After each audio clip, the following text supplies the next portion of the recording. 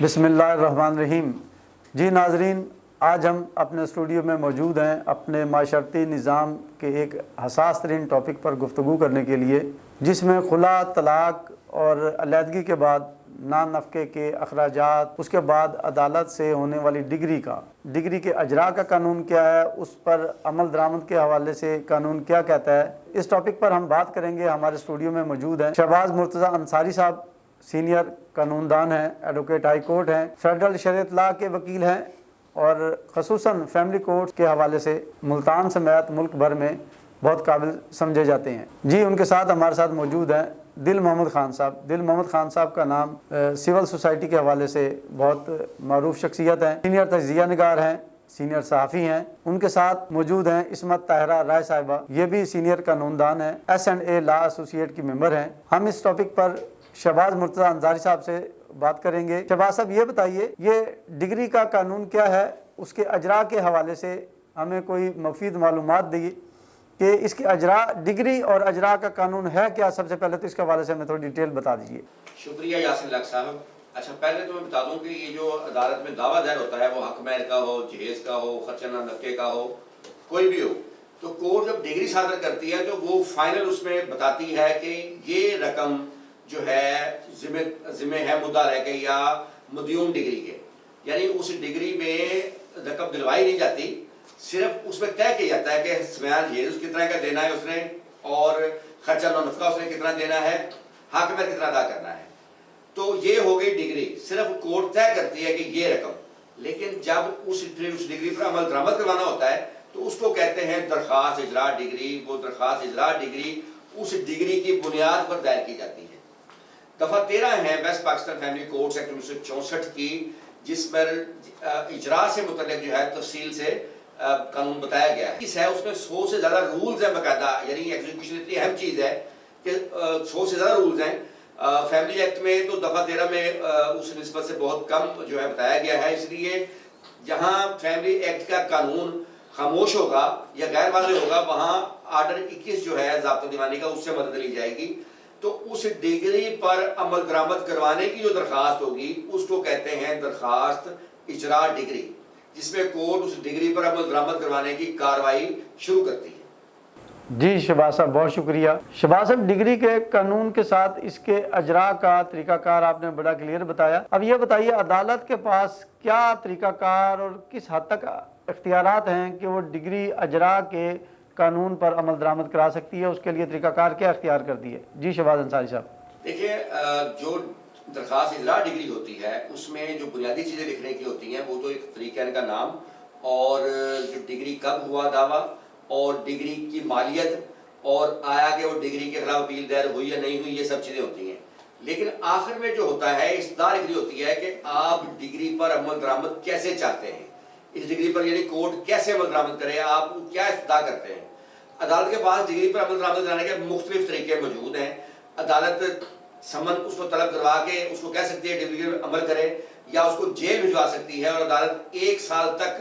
Jail بھجوا سکتی ہے مدیون ڈگری کو۔ یا اگر وہ کوئی گورنمنٹ ملازم ہے تو عدالت اس کی تنخواہ کی کرکی کر کے آدھی تنخواہ عدالت اس کی کرک کر سکتی ہے، اور وہ اس کی تنخواہ جو ہے وہ دلوا سکتی ہے ڈگری دارہ کو یا بچوں کو۔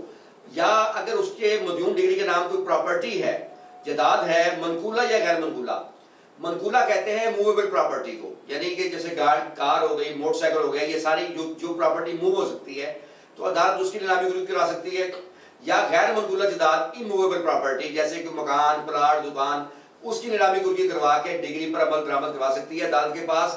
ڈگری پر عمل درآمد کروانے کے وسیع اختیارات موجود ہوتے ہیں۔ تو ہر کیس میں عدالت اسی حساب سے چلتی ہے، اور یا اگر مدیون ڈگری نے کوئی ضامن دیا ہوا ہے تو عدالت اس ضامن کے خلاف بھی کارروائی کر سکتی ہے، اس کو جیل بھجوا سکتی ہے، اور اس کی جائیداد کی نیلامی کرکی بھی کروا سکتی ہے۔ جی بہت شکریہ شہباز مرتضیٰ انصاری صاحب،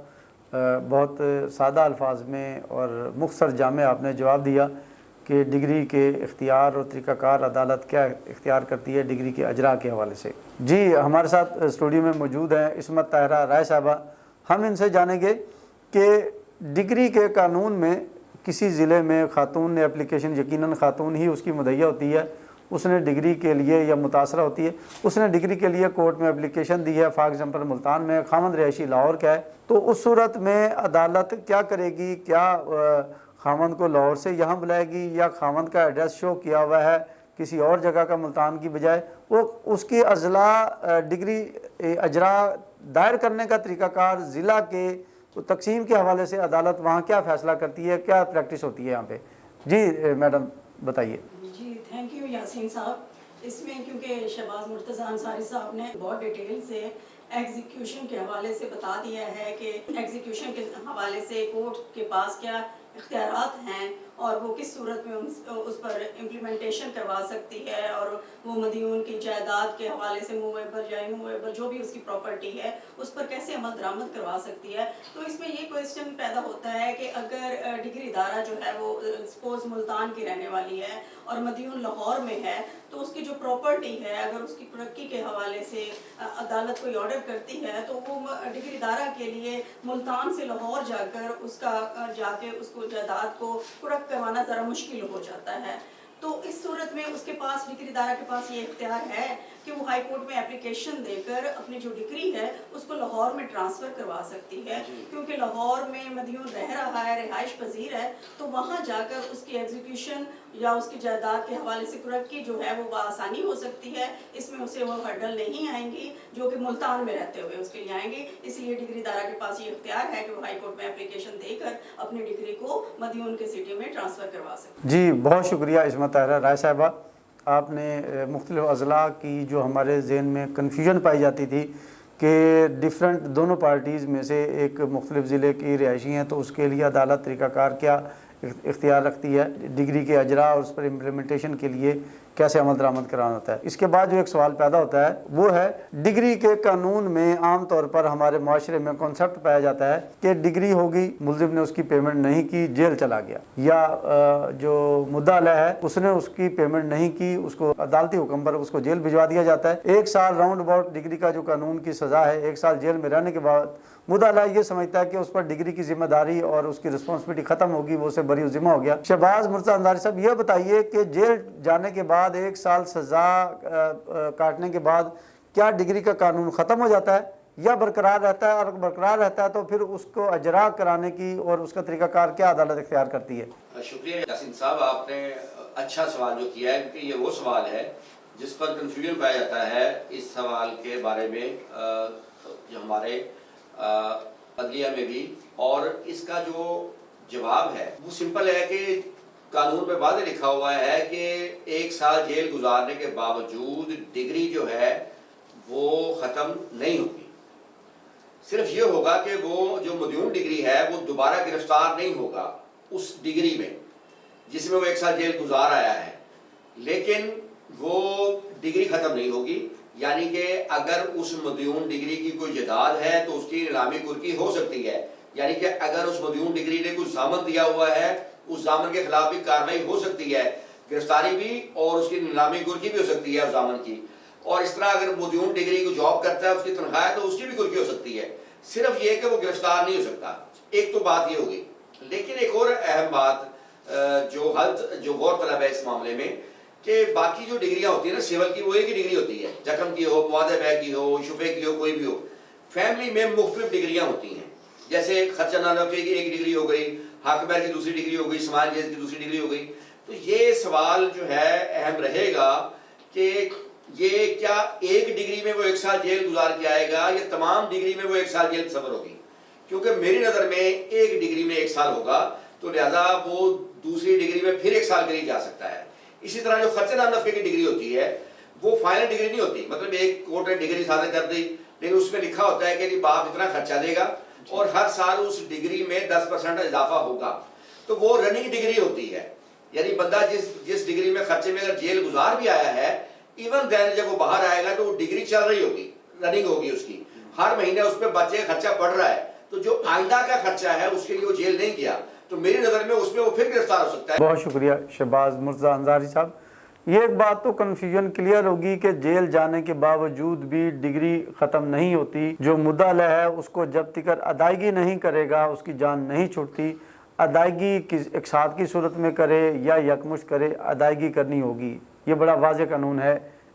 جیسا کہ شہباز مرتضی انصاری صاحب نے بتایا۔ ہمارے معاشرے میں خصوصاً پاکستان اور جیسے ترقی پذیر ممالک ہیں، ان میں جو فی کس آمدنی ہے وہ اتنی کم ہے کہ عام طور پر مور دین 70 to 80% جو آبادی ہے اس کا گزر بسر ہونا بہت مشکل ہوتا ہے۔ مختلف مقدمات میں معاشرتی نظام ہے، مسائل بھی ہیں، ڈگری جاری ہو جائے لیکن اس کی ادائیگی نہیں ہو پاتی، ملزمان سالہ سال جیل میں گزارتے ہیں۔ ترقی یافتہ ممالک میں خصوصاً یورپ یا خلیجی ممالک میں، وہاں پر گورنمنٹ سطح پر باقاعدہ فنڈنگ ہوتی ہے کہ ایسے ملزمان جو ڈگری یا رقم ادا کسی بھی جرم میں رقم ادا نہ کرنے کی صورت میں رہائی نہ پا سکتے ہوں تو گورنمنٹ کی فنڈنگ سے اس کی ڈگری کے پیسے ادا کر کے اس کو رہائی دلوائی جاتی ہے، جبکہ جو مخیر حضرات ہیں وہ ان ممالک میں ان کی ایک علیحدہ NGOs بھی